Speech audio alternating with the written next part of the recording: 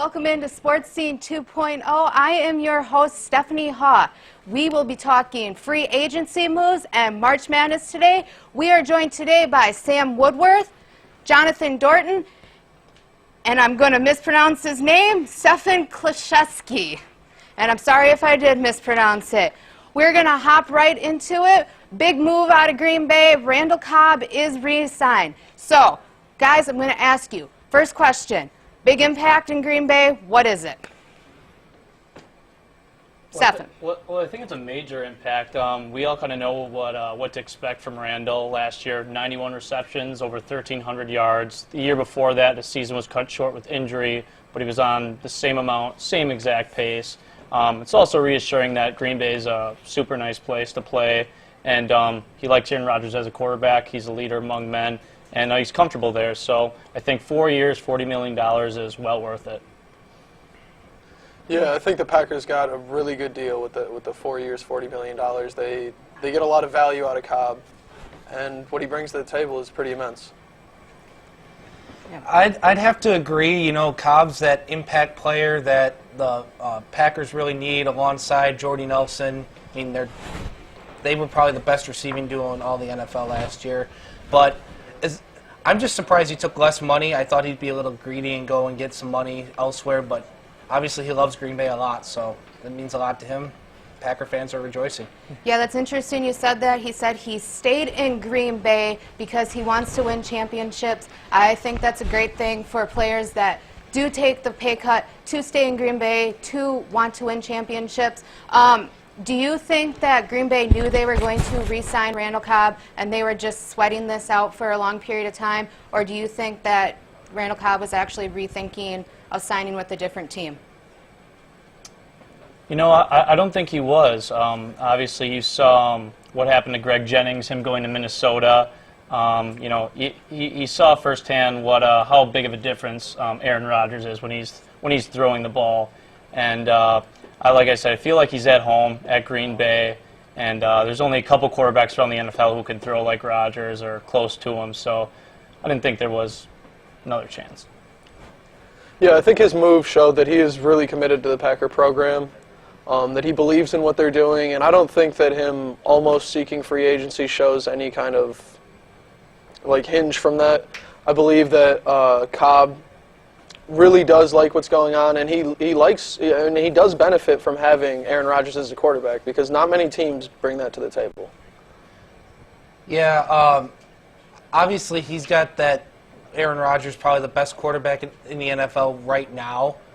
I think that he would have probably progressed anywhere else. He would be a number one wide receiver, but he works well in the slot there in Green Bay, and he's that target threat, that deep vertical threat that they need along with Jordy Nelson. And I'm kind of scared as a Viking fan to see what the Packers are going to do here in the next 4 years with Randall Cobb and Jordy Nelson alongside Aaron Rodgers. I agree with you on that, Sam. All right, we are going to stick with the NFC. Big news, Viking Packer fans, we're both happy. Ndamukong Suh, he is supposedly signed with Miami for a 6-year, $114 million contract. He's out of the NFC.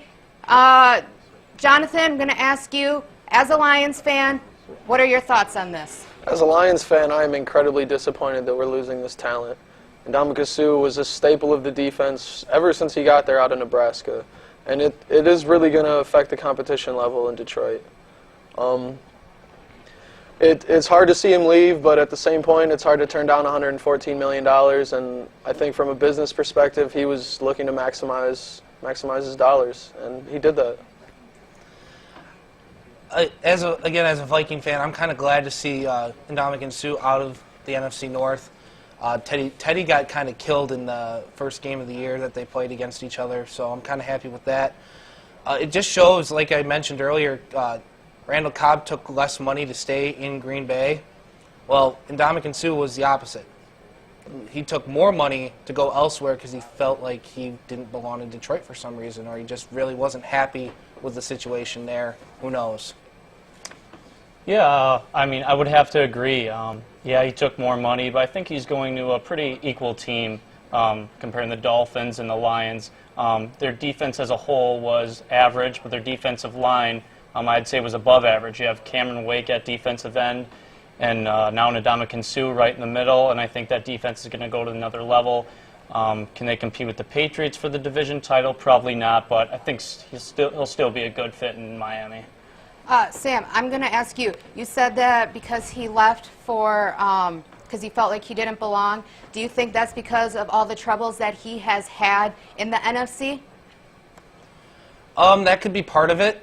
You know, he's had a reputation as a pretty dirty player, so who knows? That might be it. I think I'm just more interested to see how he'll react playing against Tom Brady twice a year from now on for the next 6 years. All right. Soap opera right now, guys, going on. Frank Gore was going to sign with the Eagles. Today, he signs with the Colts. I'm going to ask Sam on this one. Your thoughts on Frank Gore signing with the Colts? I was actually kind of shocked when I heard that he wanted out of that Philadelphia deal to go to Indianapolis. I kind of assumed that he was going to fit well in Philly, but that's what I'm kind of a criticizer with how the NFL reacted this year. 72 hours before today's start of free agency, they're allowing teams to negotiate deals. That just gets fans' hopes up when a deal's announced way too early and then some guy backs out of a deal. Because I'm sure a lot of Eagles fans were looking forward to having Frank Gore in that backfield with Nick Foles at quarterback, which... Jonathan. I think, it shows that 72-hour period is a little dangerous. It does get fans' hopes up, but it also shows that, not everything is set in stone until you sign that contract. And Frank Gore apparently had some decisions to make before, putting. I mean, I would rather that someone, make that commitment to a team that they actually want to play for. So I mean, it's difficult as a fan, but it's sometimes necessary. I would agree. I think he just something about the Eagles' offense that and team that he wasn't attracted to. He was more attracted to the high-powered Indianapolis Colts offense, and I think he'll do well for being 32 years old. All right. Well, we're going to stick kind of with the 49ers theme, even though Frank Gore is no longer a 49ers, but we do have some 49ers news. Torrey Smith signs, or is supposedly signing with the 49ers. What impact does that have for the 49ers? I mean, they've lost their coach. They've lost now Frank Gore. Whoever wants to answer this. Well, I think the 49ers organization has taken a huge hit this offseason. I mean, Patrick Willis, who's been the leader and captain of their team for, 8 seasons, ever since he was at Ole Miss, decides to retire. I think, the players have really taken bad blood with getting rid of Haugh. It seems like that they were committed to that program, and with him leaving, I don't think the team will be exactly the same next year. Yeah, definitely couldn't agree more with chaos in San Francisco. You have Torrey Smith. I don't know if he's the best fit for them at this point. I feel like especially they need to replace Patrick Willis. Torrey Smith is a deep ball guy. He's coming off playing with Joe Flacco, who has a huge arm, to Colin Kaepernick, who struggles with the deep ball. So I think the amount of money they gave him, I think you're asking a little too much of a guy. But he'll help them a little, but I think they need to definitely work on their coaching staff and on their defense as well. Yes, San Francisco's had themselves quite a year, again, losing Harbaugh to go back to college and Patrick Willis and the whole situation there. They're losing Michael Crabtree. There was the rumors of Colin Kaepernick being traded. So they've just had one tumultuous offseason. A bit of good news for them. They get Torrey Smith. Obviously, he was a big impact player for the Ravens. They played him in Super Bowl 48, so great to see that. All right, we know NFL free agency is big, and I know there's some big moves happening right now. We're going to turn to some of our other moves, and I know, Sam, you have a big move that just went down, so why don't you go ahead and tell us about it? Oh, yeah, it's probably the talk of not just the NFL world, but probably the sports world today. Former Saints tight end Jimmy Graham was traded to Seattle today in exchange for Max Unger, and draft picks were exchanged too. Jimmy Graham's been the excellence at tight end in the NFL for the last 4 or 5 years. He just got a big mega contract last year in a fight with the Saints over does he deserve wide receiver money or does he deserve tight end money. He's been a consistent Pro Bowl caliber player at tight end at a position that I feel is dwindling in the NFL. I'm interested to see how Russell Wilson's going to react. He really hasn't had a big playmaking wide receiver in a long, long time. One move I think that, one move yet to happen, I should say, is DeMarco Murray and the Dallas Cowboys. The guy led the league in rushes, rushing yards, and he set career highs in receptions as well as receiving yards. And I really think he needs to go get paid. Mark Ingram just signed a contract with a signing bonus of $3.5 million. $3.5 million is how much DeMarco made in his entire career. I think he needs to go get paid just to show that hard work does indeed pay off. Definitely. Jonathan, any big moves for you?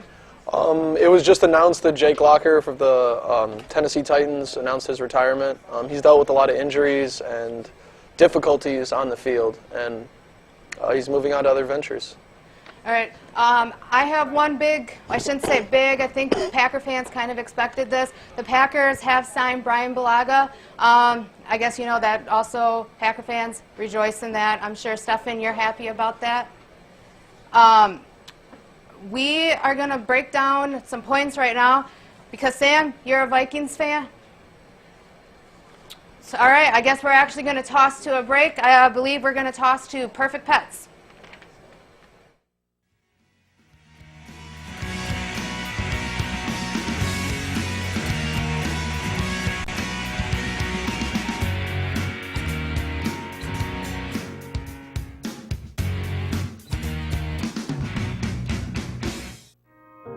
This is Flurry. She's a 1-year-old polydactyl adult. She doesn't mind getting brushed, as long as you don't mind getting clawed.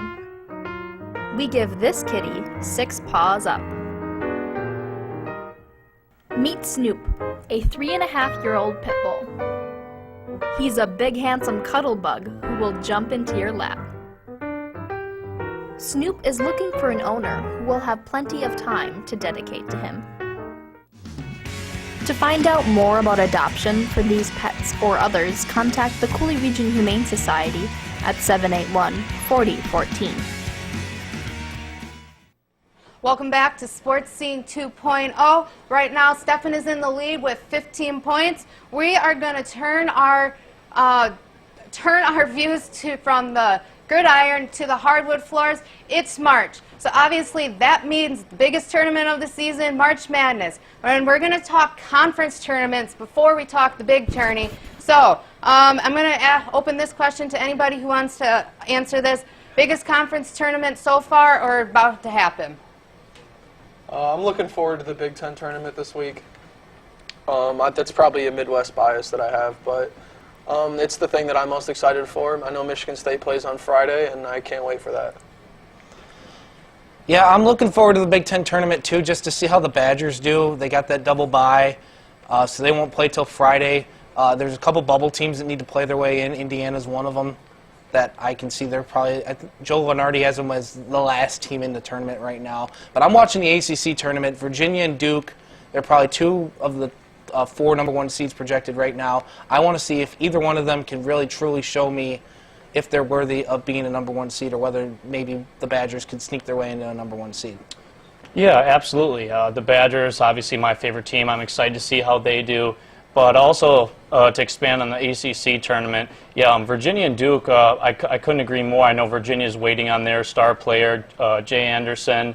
They haven't been scoring too much, so I'm really looking at them to see how Coach Bennett can coach them and to see if they can take down Duke and NC State and some of those other good ACC teams. I am so tempted to take away those extra 5 points for saying that there, Stefan. All right, we're going to move on. We're going to talk projected seeds and region brackets here. We have, obviously, Kentucky number 1. What are some of your guys' projected seeds in the tournament? Well, I think right now they have the one seeds right. You have obviously Kentucky, Duke, Villanova, and then Virginia. As far as Wisconsin goes, whether they lose in their conference tournament or not, I still think that they're going to get a 2 seed. But yeah, I really think Kentucky's still the superior team out of the 4 1 seeds, and it's going to be interesting to see how the smaller seeds play out. Yeah, I think these remaining tournaments will really have a big impact on the seeding for the tournament. There's a lot of crucial games to be played, and the season is coming into the stretch. But the teams on the bubble will definitely have to prove themselves during their opportunities that they're worthy of being there. Yeah, I'm gonna have to agree. My 4 seeds I have are Kentucky, Virginia, and Duke. I'd like to say one of them will drop out, but and then my other one's Villanova. So I agree with you, Stefan. I've got the Badgers as a solid 2 seed, regardless of whether they're winning the Big Ten tournament or not. I'm just as a Badger fan, I'm really hoping that we're not in the Midwest region, because I feel that's where Kentucky's going to go. And the last thing we need is an Elite 8 game against Kentucky to go into the Final Four, even though we have a great chance to probably beat them. Yeah, let's go ahead and touch on that. All projected brackets so far show Kentucky and Wisconsin in the same region. I mean, how's that going to go about? I mean, it's obviously not good for a Badger fan, but, I mean, what are your guys' thoughts? Well, I think the Badgers definitely have a tough schedule, especially if they're put in the same bracket as Kentucky. I was looking at some projections early this morning, and that Midwest region was absolutely loaded. So I'm hope for the best for the Badgers. All right, we're going to stick with March Madness, obviously. We're going to talk Cinderella teams. Who's going to go dancing this year for you guys in the young underdog brackets? I know we talked about Indiana earlier, and although they are a bubble team, I think that they have amazing potential. I watched them play against Michigan State this year, and I was really impressed walking away from that game. My surprise of the tournament's probably going to be SMU, Southern Methodist University out of Dallas, Texas. Coached by legendary Hall of Fame head coach Larry Brown. They won their conference tournament for the first time in over 20 years. They're making the tournament for the first time since '93. Coach Brown got them in a position last year. They just missed the tournament, but this year I have a feeling that they might make a deep run. They could be a Sweet 16 team in my mind. Yeah, I'm going to go ACC, and I'm going to go with NC State. They have 3 notable wins. They have Duke, North Carolina, and Louisville, all by 9 or more points. They're led by a good senior guard, Trevor Lacey, who averages 16, 5, and 3, shoots over 40% from the three-point line. To have tournament success, you've got to be able to shoot the three-pointer, and I really think that NC State's got a shot to win that 8-9 seed matchup and then beat Nova or whoever that 1 seed is in their region. Yeah, for me, guys, I'm not making any Cinderella team predictions this year. Last year I made them. Nothing happened. It's March Madness. Anything can happen. I guess for me, I'd like to say, though, I would like to see one of those schools you don't hear about until March Madness, like from the MIACC tournaments. One of those teams that would be a remarkable Cinderella team to even make it to the Elite 8, Sweet 16, rather than any just a one first-round win. So, sticking with March Madness, who are your Final Four championship teams? Whoever wants to answer first, go ahead. Well, I think out of the Midwest, I'd have to give the nod to Kentucky. They haven't lost yet. I think that speaks for itself. Maryland, I saw that they were in the East, especially Virginia doesn't have Anderson. The West, I have Nova. In the South, which had Duke, North Carolina, some other teams. I decided to go on a limb and go with North Carolina over Duke. I actually slightly changed my picks. I think if the Badgers play against Kentucky, I think they have the best chance of any team in the country to beat Kentucky on a neutral court. So I've got the Badgers in the Midwest going to the Final Four. I do have Nova going to the Final Four. In that region with Duke and North Carolina, I've got Duke, and then I've got Kansas upsetting, what was the other? Virginia. I've got them beating Virginia to head to the Final Four, so those are my teams. I think it all comes down to Kentucky. I mean, nobody this year has proven that they can beat them. They've proven every day that they come with their A game. So until somebody else can knock them off, but I mean, it is the tournament, and miracles do happen. So I guess last year Wichita State went in undefeated. They ended up losing. I know Kentucky's Kentucky. They're good. But going into a March Madness tournament undefeated is a heck of a lot different than going into regular season.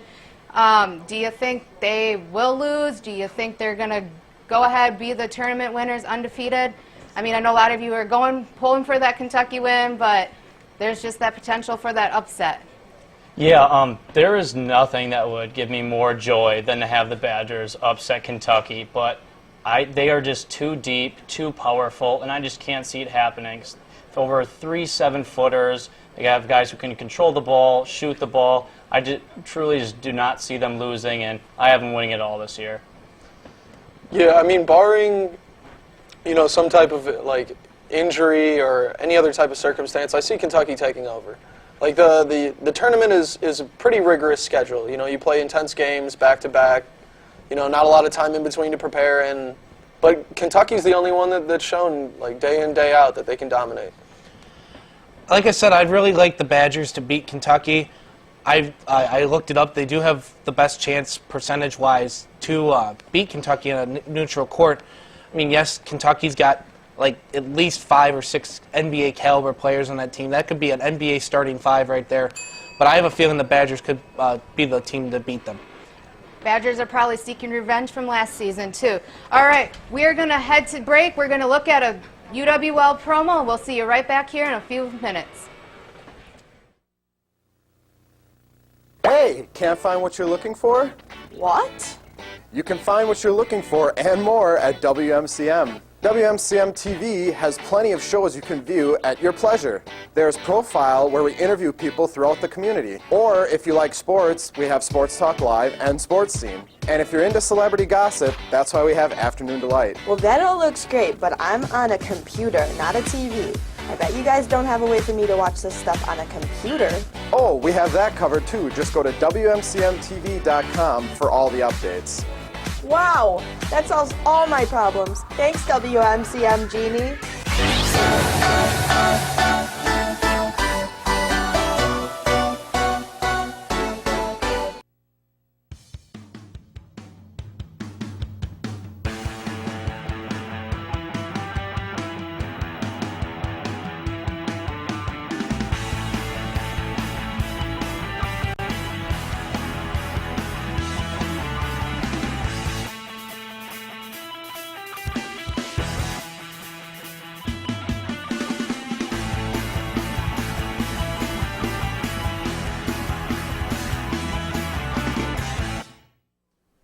Hi, I'm Molly Prescott, and I'm sitting here with Kevin King from the Sports Management Department here on campus. Now, Kevin, there's a huge controversy going right now with Syracuse Orange basketball. Could you perhaps talk a little about that for people that don't know what's going on? Yeah, the NCAA just released a 94-page report on a little light reading, yeah. Yeah, on Syracuse's infractions that include academic integrity issues. They went against their own drug testing policy, and they also had some improper benefits to student athletes. And so it was about an 8-year investigation that came to an end last Friday with some pretty hefty penalties for the Orangemen. Yeah, speaking of those penalties, it was also recently announced that Coach Jim Boeheim was given a 9-game suspension as part of that report, and that it bars him from practice, film study, recruiting, basically cutting his legs out from underneath him in his program. The NCAA also ordered that they lose 12 scholarships over 4 years. Do you think this is too harsh, too lenient? What are your thoughts? No, I think it's in line, especially with the self-imposed penalties that Syracuse imposed upon themselves. I'm not really a big fan of the lost games that they took away. I think it's about 108 games that they took away. And I don't know, I just think that's it doesn't make sense when NCAA comes back and says, well, we're going to take away 800 or 100 games, but those people played in those games, so that really doesn't make sense to me. I also don't like the length of how long it took them to come to this conclusion, but I think in the end it was fair, and I think it sends a strong message again to other institutions that if you cheat, that the penalties can be stiff. Yeah, speaking of cheating, there was a recent article in Forbes magazine talking if it pays off to cheat. Before they were caught, Syracuse University had the national championship in 2003. They had 10 berths in the NCAA double tournament, 25 games of 8 times under the years in question, and they also have the most revenue in the ACC for ticket sales. So my question is that when it comes to cheating in college athletics, does the worth outweigh the cost? I don't think it ever does, and I know you may have heard the saying, and people say if you're not cheating, you're not trying. But I think anytime you cheat, ultimately it can come back to haunt you. And regardless of the revenue and the excitement and the fans that support the team, when things like this come out, it definitely puts a black eye on the university. Definitely the program. It impacts recruiting. Makes the morale of alumni and students and staff and faculty that are part of the university. It takes away from that. So I don't think ever there's a reason for cheating, even if the outcomes financially are to your advantage. All right, now college athletics, as you know, have been plagued in recent years with multiple scandals, from Penn State's sex abuse scandal to UNC's academic issues, and now Syracuse Orange. What is your take on the integrity of college athletics? Well, I think there's a lot of good that happens in the NCAA and with its member institutions. So I don't want to paint the picture that college athletics has a problem with integrity. I think there are specific schools in Division I that keep getting caught up in these types of activities, and it definitely does tarnish the integrity of the brand of the NCAA and these institutions, obviously. But I don't think as a whole it diminishes what college athletics is all about. If you look at other Division I schools, 1AA, Division II, Division III, a lot of institutions that are doing it right, a lot of student athletes who are doing it the right way, as well as coaches. And so I don't think that this takes away from all the good that's happening in college athletics, but definitely tarnishes the brand of those specific institutions. All right, in your opinion, what should some of the penalties should have been? Because you said you didn't believe in taking away the games. If you were in charge, if you were on the committee, what are some of the penalties that you would have imposed? Yeah, see, I don't mind the suspensions. I don't mind the infractions that the NCAA imposed upon them. I just think when you take away games that have been played already, the people who played in those games, it's almost like what they did with Michigan with the Fab Five, and they said, well, we're going to just vacate those wins as if you never went to the Final Four. But the reality is those kids did go to the Final Four. And so I'm more of the mindset of suspensions of coaches, getting rid of staff and some of the other sanctions that the NCAA put down. All right, thank you for joining me here today. Next, we're going to move back over to Steph for a point breakdown. Thanks, Molly. All right, we're going to go ahead. Our winner today is Stefan. He won with 25. The other two came out with 15. He's going to go ahead and give us his quick little FaceTime. Stefan? Well, first I'd like to say congrats and hats off to Sam and John over here. But next I'd like to point out something that occurred on Sunday that the MLS did a phenomenal job on. Major League Soccer in America has been growing and growing, and on Sunday they had the inaugural soccer match in Orlando at the Citrus Bowl. Orlando City SC in New York City filled up the stadium with over 62,000 fans. It was just another step in the right direction for American soccer, and I wish them the best the rest of the year. All right. Well, that'll do it for Sports Scene 2.0. Thank you for joining us. We will see you back here next week on WMCM. Have a good weekend, everybody.